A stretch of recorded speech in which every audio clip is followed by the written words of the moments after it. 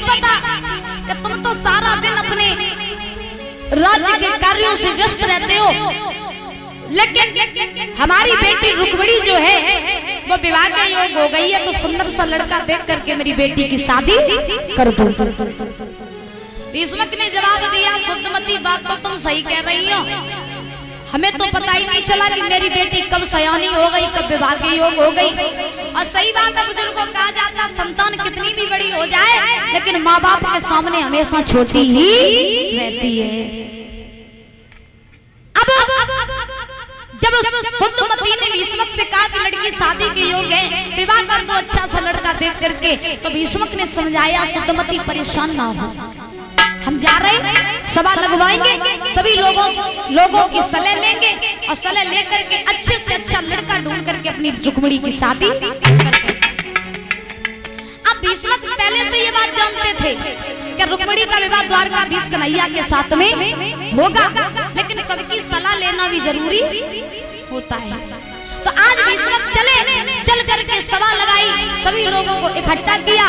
इकट्ठा करने के बाद में आज भीष्मक ने सभा के लोगों से कहा, भैया तुम्हें पता है हमने तुम्हें क्यों बुलाया?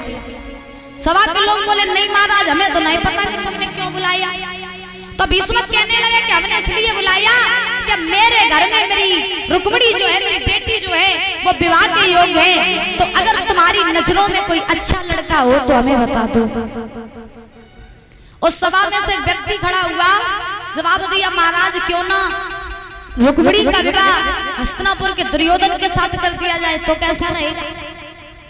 अब जो नहीं वचन गए भीष्मक, तब तक दूसरा खड़ा हुआ, जवाब दिया, तुम चुपचाप बैठ जाओ, तुम बैठ जाओ। अरे वो दुर्योधन जिसके क्रोध का पता नहीं कि कब आए कब चला जाए, पता नहीं कि पल में क्या करे पल में क्या कर दे, और तुम ऐसी लड़के के साथ द्रौपदी की वो रुक्मिणी की शादी करोगे, ये नहीं हो सकता। प्रमाण यहां तक मिला के महाराज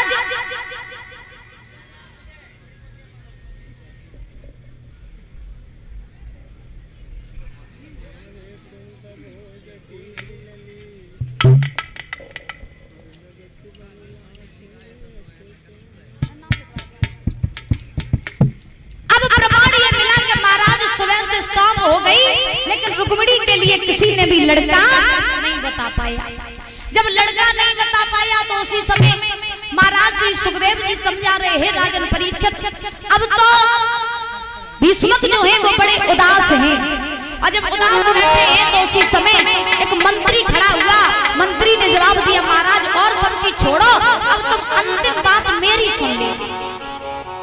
भीष्मक बोले, भैया तू बता दे तू क्या कहना चाहता है।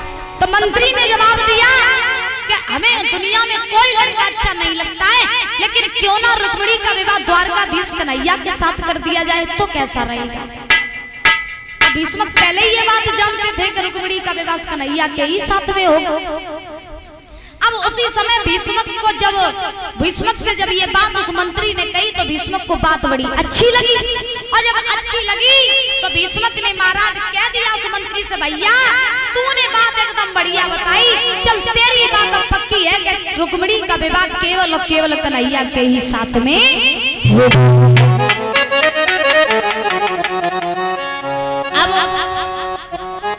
भीष्मक ये बात तय कर ही नहीं थे, तब तक उस सभा में भीष्मक का बड़ा लड़का बैठा रहे रुकुम। जो रुकुम ने भीष्मक के ये वचन सुने,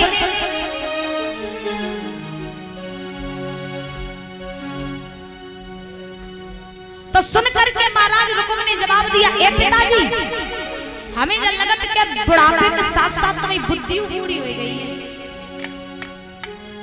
बुढ़ापे के साथ साथ बुद्धि भी तुम्हारी बूढ़ी हो गई है। तुम क्या कह रहे हो कि हम अपनी बहन रुक्मिणी का विवाह उस द्वारकाधीश कन्हैया के साथ करें?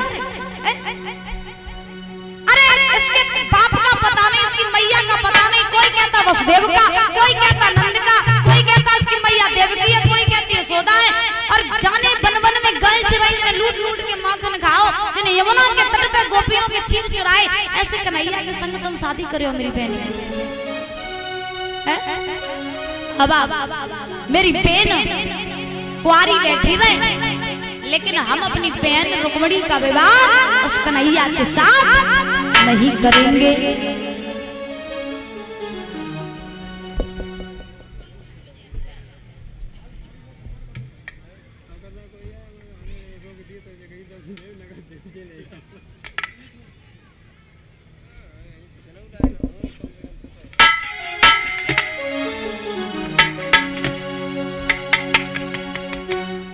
उन्होंने खुले शब्दों में कह दिया कि रुक्मिणी का विवाह कन्हैया के साथ नहीं होगा। अब उसी समय भीष्म कहने लगे, अच्छा ये बता कि अगर तू कन्हैया के साथ रुक्मिणी की शादी नहीं करना चाहता है, तेरी नजरों में कोई अच्छा लड़का हो तो तू बता दे।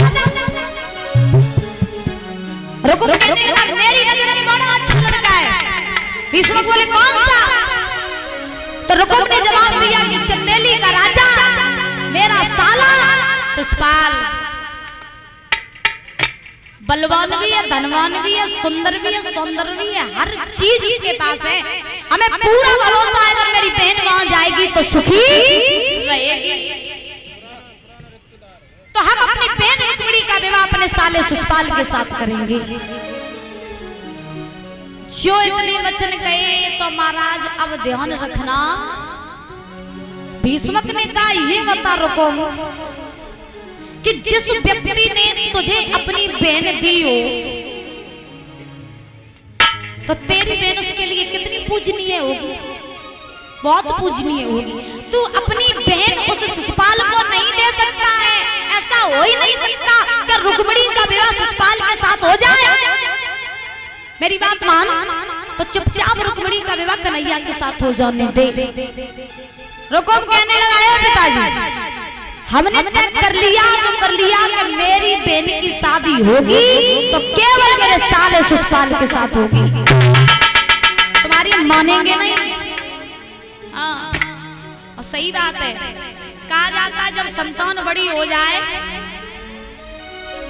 तो जब तक आपकी बात मान रही है तब तक तो मनवाना, अगर आपकी बात मानना छोड़ दे तो आप भी अपनी बात मनवाना छोड़ देना, क्योंकि फिर क्या हुआ, जो उल्टी संतान आपको ही अपनी बात मनवान लगी है। और आजकल तो दुनिया में ऐसा हो रहा है, आजकल बच्चे माँ बाप से नहीं डर रहे बल्कि माँ बाप बच्चों से डर रहे हैं। आज की दुनिया में ऐसा हो रहा है। अब ध्यान रखना, भीष्म समझ गए कि ये रुकुम अब किसी की बात मानेगा नहीं। तो भीष्म ने जवाब दिया, रुकुम चल ठीक है, तुझे जो अच्छा लगे तू वही कर, जैसा तुझे ठीक लगे तू वैसा ही कर। आज ध्यान रखना महाराज, जब भीष्म ने आज्ञा दे दी है रुकुम को, तो देने के बाद में आज रुकुम चल करके अपने महल में आया।